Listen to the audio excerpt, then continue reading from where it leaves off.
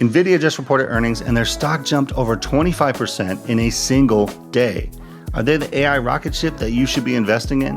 On today's episode of the Build, Invest, Live podcast, I'm going to walk you through the highlights of NVIDIA's earnings call, as well as my thoughts on what it means for retail investors. Plus, we're going to talk about the Ledger hardware wallet controversy and if your crypto is safe. And we're going to do a 6-month update on the Dividend Growth portfolio that I created at the end of last year. And spoiler alert, so far, not so good. But let's get into it. NVIDIA's new entry into the $1 trillion valuation club. So talking about the latest stock that seems like it will never ever go down again, NVIDIA. So NVIDIA reported earnings and their stock price jumped from $300 to about $400 in a single day. They actually beat Apple's previous record for, I think, value added in a single day, which is unbelievable. So why did it happen? Well, number one, they had a good quarter. Right. So revenues were up, 19% for the quarter over quarter, which is good. And data center revenues were up almost 15%, which we'll get into why that's important here in a minute. So obviously, NVIDIA is an extremely important company as it relates to AI. And AI is that market buzzword that everybody wants to be attached to nowadays. And there's no question that they have a competitive advantage and extreme positive market positioning in that area. And when you listen to the earnings call, their future guidance is what really knocked it out of the park. They projected over $1 trillion of data center infrastructure was going to start to migrate over to their accelerated computing platform. But NVIDIA's guidance was so far and above what anyone expected that it just rocketed the stock up. So we should all be all in, right? Let's talk about some numbers that I haven't heard many people bring up. So number one, yes, revenues quarter over quarter up 19% is great, but they're actually down 13% year over year. And even though the data center revenues are increasing, the gaming revenues decrease 38% year over year. That's a significant downtrend. Now, I know that their future, I think, is more data center AI based. However, those are just projections. They haven't happened yet. And when you look at where NVIDIA is at right now from a valuation metric perspective, their price of sales right now is at 37. Now, what that means in layman's terms, right, is that they would have to give you 37 years of revenues without expenses, right, just revenues, in order to meet their current valuation. 37 years. That's not sustainable. And even when you look at their projected price of sales, it's at 22. And when you looked at NVIDIA over the past few years, in 2021, when the stock market was in a tech boom, they were at 21, 22. So what we're saying is that they're at 37 now. And when they get to their projected sales and revenues, they're going to be at 22. That's still pretty high. So the challenge is that even though they project this $1 trillion of, global data center migration, they're just projections. And a lot of things can change. A lot of things can impact that they may never hit that. But the market's already pricing in that they're going to hit that today. So for me personally, NVIDIA, even though I think they're a good company, even though I think they're going to be extremely important going forward, they're at a price level that's just a little bit too rich for me. I would at least wait for a pullback in the market and then maybe reevaluate where they are from a valuation perspective. But I'm guessing that they're not going to be at healthy kind of valuations for a while, just because the AI hype train is going and they're, right in the middle of that. Especially when you think about who they are, right? Like, why are they so important to AI? Well, the analogy that everyone's using is when you think about the 1800s gold rush, it wasn't the people mining for gold that actually got rich. It was the people who sold the pickaxes and the shovels. Well, that's what NVIDIA is for AI. They're selling the chips and the infrastructure and the hardware for other companies to be able to get into the AI game. And so they will definitely make money. Regardless of what AI becomes or doesn't become, NVIDIA will make money. The question is, how much money are they going to make and how quickly and what time frame they're going to make it in. And so for me personally, even though I like NVIDIA, I'm not an investor at this stage right now just because it's way too high a valuation.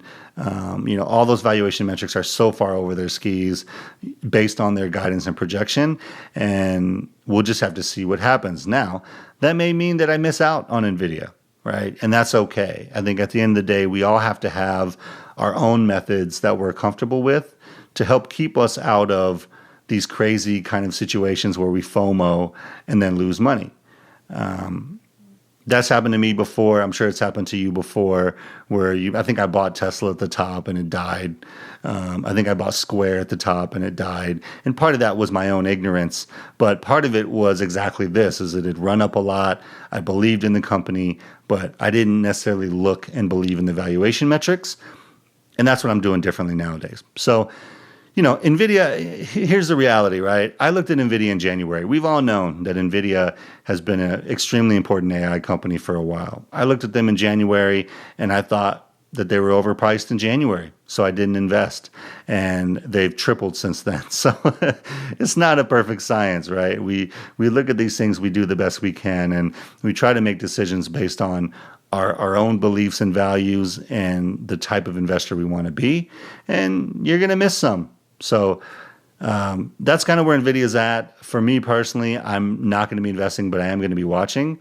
And we'll see if there's a pullback here, or, if this is really the bottom that it never hits again. I doubt it.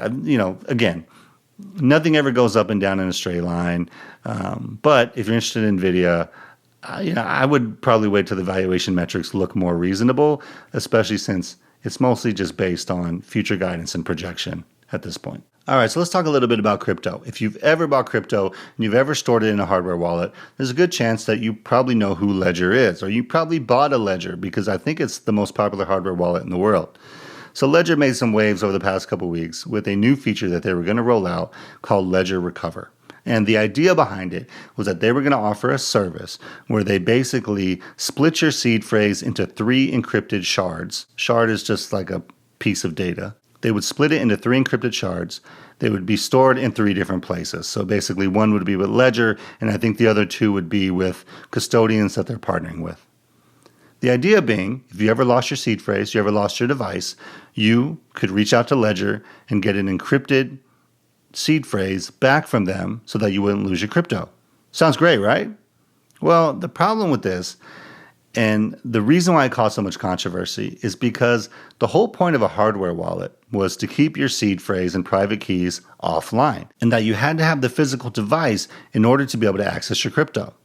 But the problem with this feature is that basically means that that's not true anymore. Now, they were going to make it optional and opt in, and that's fine. But if you've ever developed software before, you know that if you create a feature that's optional or opt in, it still means that the ability to do it is in the code base.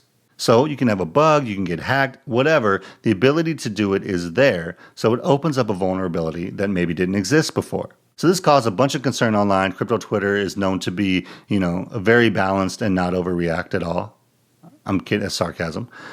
And what made it worse, at least for me, is that the Ledger CEO came out and he was on the What Bitcoin Did podcast. And he basically said, well, yes, the government can also subpoena us and access those encrypted shards, right? That's concerning, number one, because it means that the encryption key is not held on your device. It's actually held with Ledger, or they have access to it.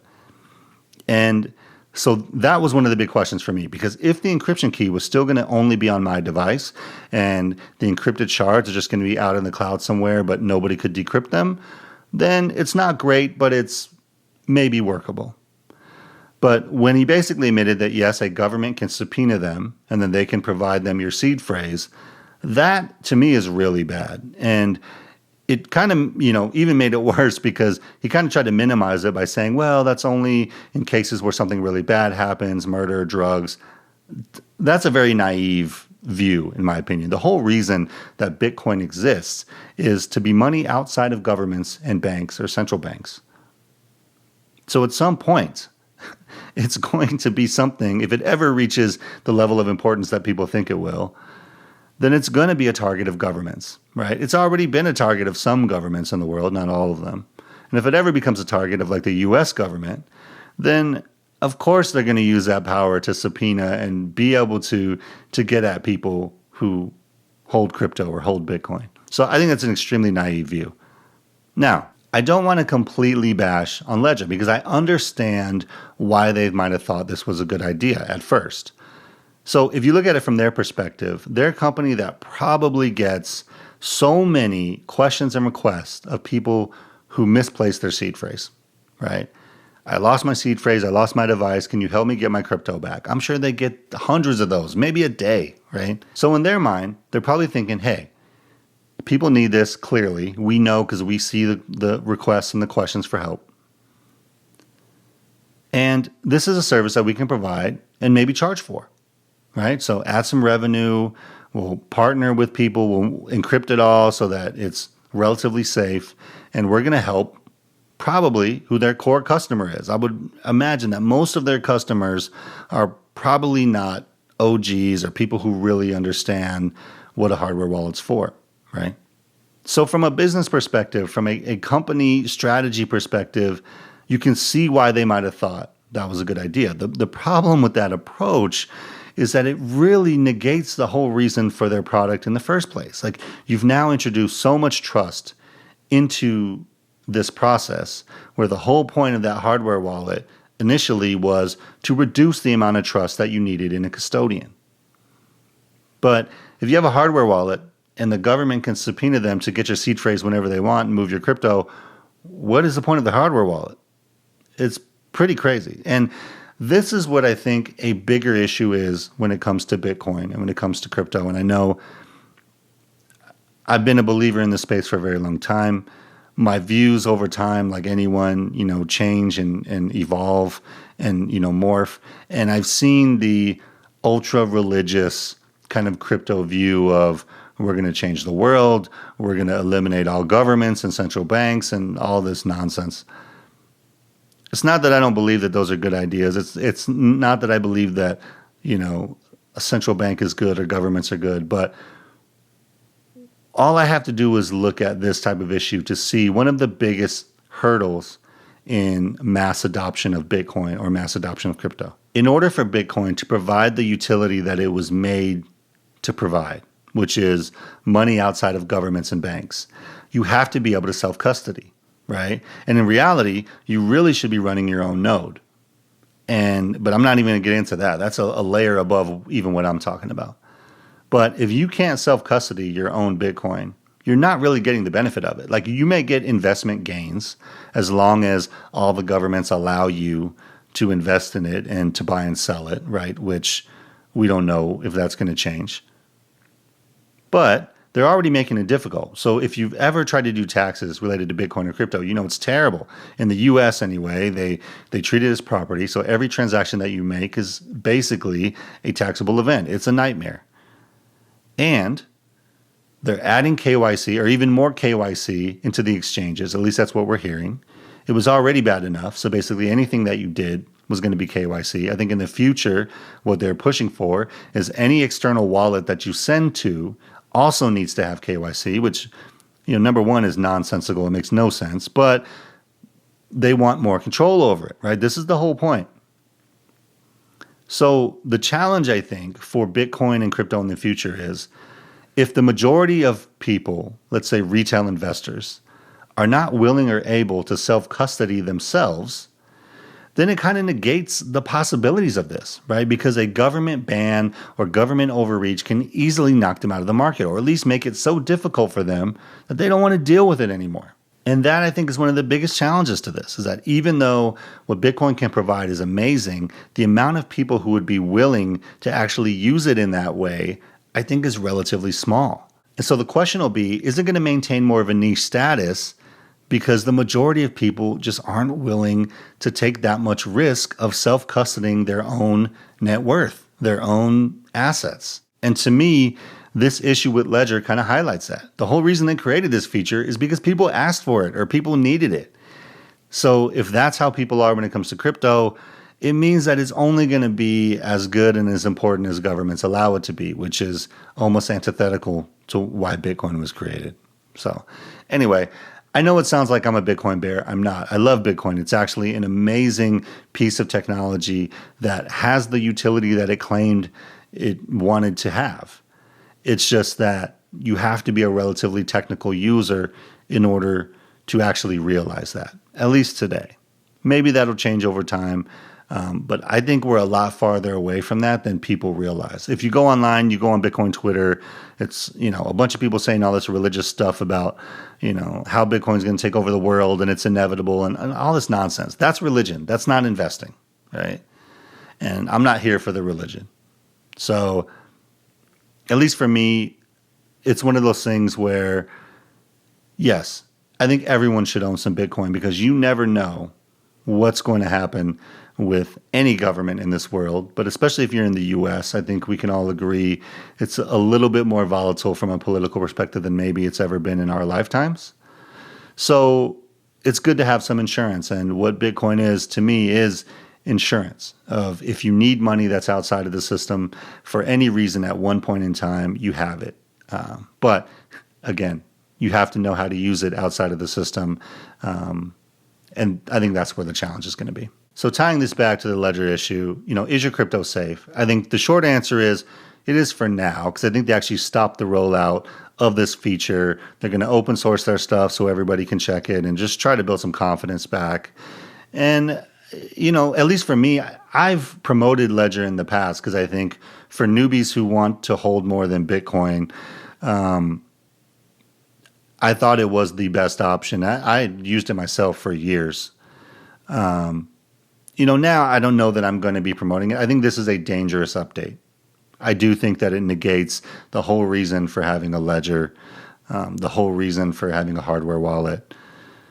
But we'll see what happens. I would say it's not something you should overreact to. I would just kind of watch it.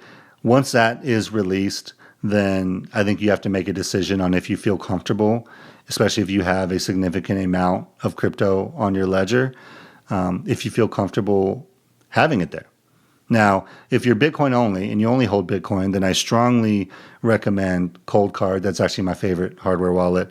But again, it's a little bit more technical to use, right? Which is right back to the conversation that we just had. But, I think it's just wait and see for Ledger. Let's see how this kind of plays out. I would definitely start looking at alternatives, though, if you have any significant amount of assets on your ledger. And if you're just not comfortable with the idea that there may be an ability for the seed phrase to be remotely accessed in the future. So that's kind of my take on it. All right, lastly, let's talk about my dividend portfolio that I created at the end of last year. The idea with this portfolio is that I was going to build a portfolio of dividend growth companies that were high quality companies that have consistently paid and increased their dividend over time. And the idea was I wanted to build passive income, obviously, that continues to grow and beats inflation, but then also have a total return that beats the market. So, pretty simple parameters. I'm kidding. That's tough to do. So if we look at this portfolio, it consists of these companies right now: American Express, Waste Management, Lowe's, McDonald's, Berkshire, which I only have 2 shares of Berkshire, and they're literally there just so I can go to the shareholder meeting if I want. Valero, which I recently added, and then SCHD, which is the Schwab Dividend Equity ETF. And if I look at the performance, it has gained 0.37% basically since, December 2022, or, basically year to date. And when you look at what the S&P 500 has done in that time, it's, up almost 10% year to date. So clearly I have underperformed the market up to this point. And when you look at the performers, the top performers in the S&P so far this year, it's all the big tech companies, right? It's Apple, it's Google, it's Amazon, it's now NVIDIA, right? Meta. And so it's not surprising that I didn't get the same performance, right? Because those companies are really pushing the S&P because they're, really at the top of that S&P weighting because they're the biggest companies in the world. So my portfolio clearly is not big tech. It's these, more slow-growing dividend payers.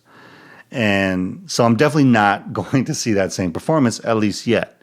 Now, what do I feel about that? Well, number one, I'm not going to overreact to it. We're only 6 months in. This is a long-term experiment that I'm doing. So if we get to, 5 years down the road and I'm woefully underperforming the market and these companies are performing terribly, then yes, of course, I'm going to reassess my position. But as of right now, I believe in these companies. They're companies that are good companies, number one. They've consistently paid and increased their dividends. They've consistently beat the market.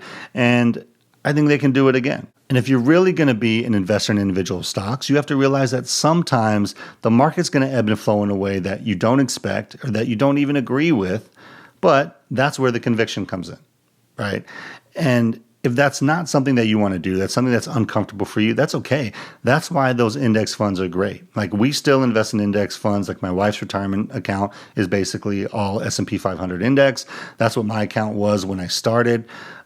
So they definitely work, and they're great to get the average market return, which is better than a lot of people are going to get. But for me, I'm excited about this. I think that these are companies that are going to perform over time, and we'll just see how it goes. And for me, it also helps because it adds a little bit of pride in my investing, so that anytime that I go to Lowe's, I'm like, hey, I'm helping my investment. Or anytime that I take my daughter to McDonald's for breakfast, hey, supporting my portfolio company. It sounds stupid, right? But it's those little things that I think help. And especially if you're relatively new to investing, or you're trying to understand, how to get excited about it. To me, that's an easy way to get excited about it. It's, hey, I know that company. I like their products. I use their products, so I'm going to invest in them. Anyway, we'll see how it progresses over time. I'm going to keep you guys updated. Maybe we'll do it every 6 months, or just anytime some kind of news of note happens with the portfolio companies. But other than that, again, so far not so great, but we're just getting started. Thanks for tuning in to today's episode of the Build, Invest, Live podcast. Hope you guys have a great day out there. Financial independence is true freedom, so keep building and stacking those wins, and I'll see you guys in the next one. Peace.